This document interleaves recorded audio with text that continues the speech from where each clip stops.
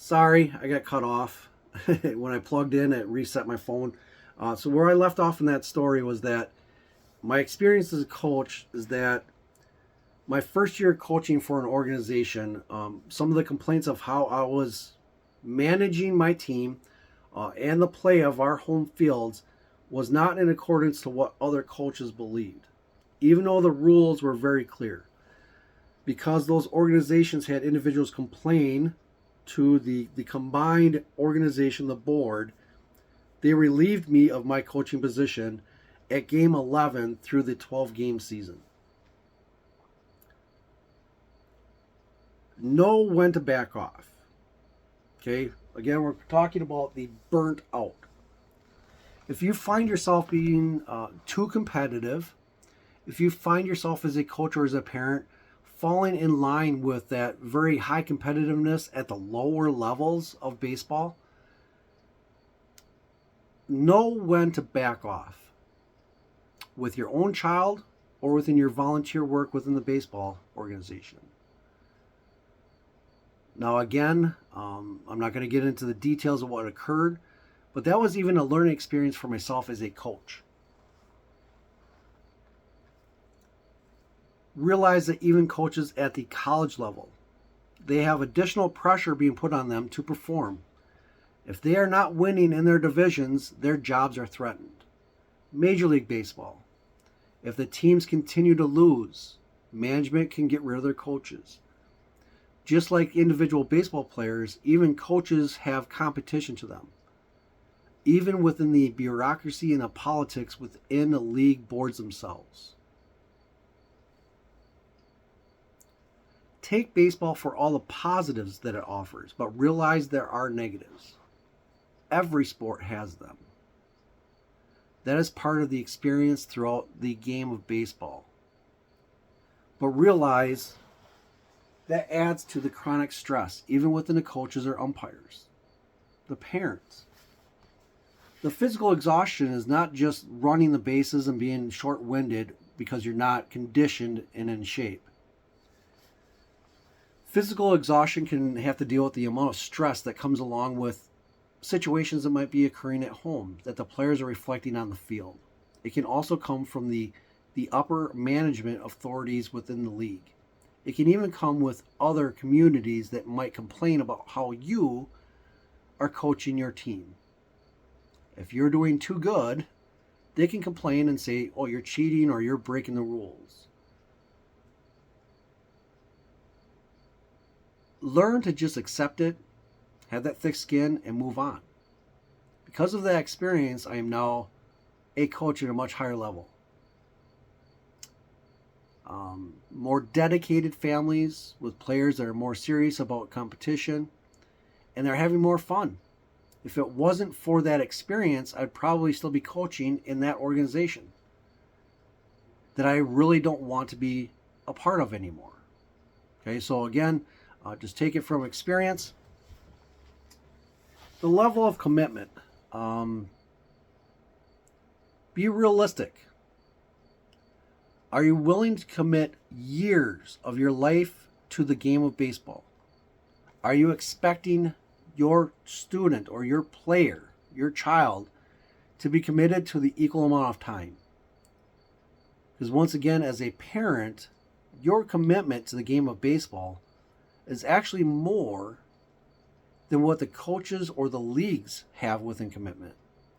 When your player comes home, you're the one throwing the ball to them. You're the one giving them advice. You're the one spending the money to buy and purchase the equipment. You're the one having to deal with any of the negatives that your player might have experienced.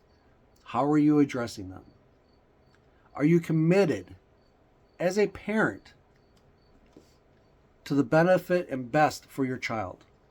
Be realistic. And again, it's about communication. If you as a parent or even as a player feel like you're getting burnt out, communicate that with your coach.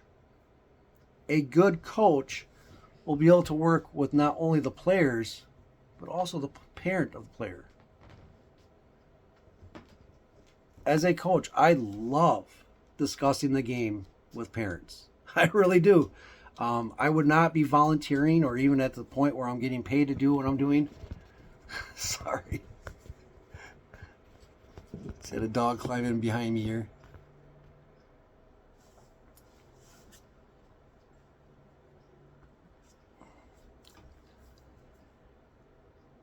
Speaking of which, I'm going to close out the video with this since we're just a little bit shorter and I got cut off. Everybody notices that within our society, there's individuals that walk around with support dogs. If you have a mutt at home that's very good around kids, okay, depending on your league's requirements and park restrictions, so on and so forth, your team mascot, don't let it just be some imaginary, say if your team's named after the Wolves or something like that, having some stuffed animal that looks like a wolf that they can carry around and, or the trophy or whatever. Bring in a dog, okay? If you don't have any kids with any kind of allergies or anything like that, and you can find somebody that's got a dog, you would not believe the interaction, since we're talking about getting burnt out, taking the time out and letting your players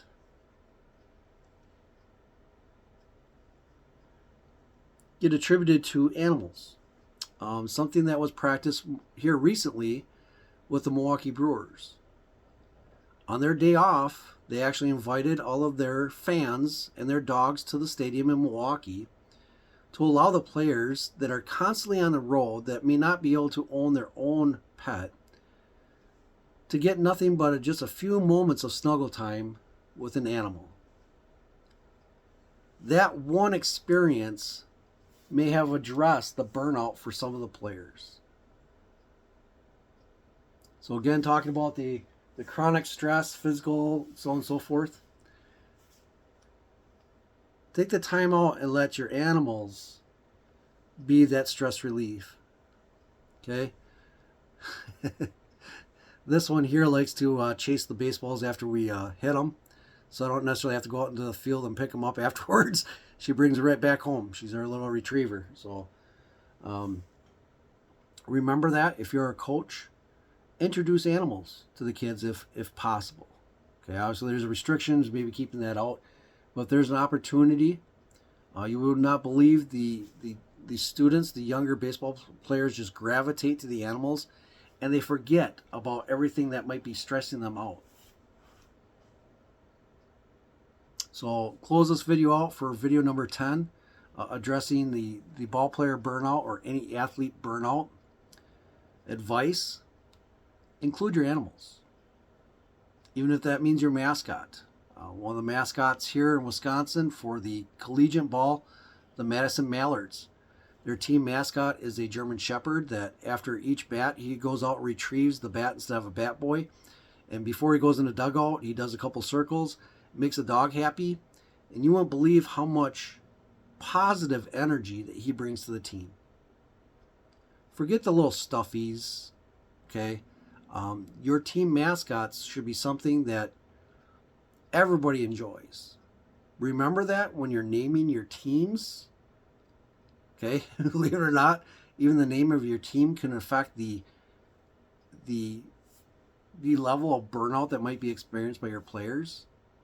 Okay, with that, video 11 is going to be about catching, and then video 12 will be getting into pitchers and the responsibility within those two positions. The gear, the focus of education or direction from coaches to those two positions, their responsibilities, how to identify players that would naturally fit those positions, and addressing the avoidance of injury.